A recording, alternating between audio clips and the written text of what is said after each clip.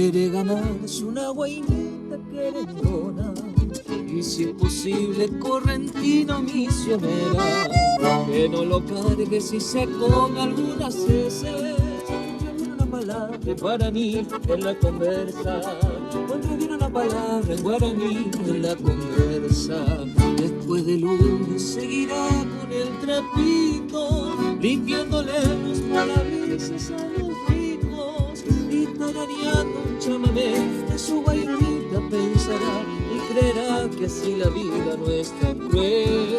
Se olvidará que no estudió porque su historia lo obligó a trabajar, ni bien llegó a comerlo bien. A trabajar, ni bien llegó a comerlo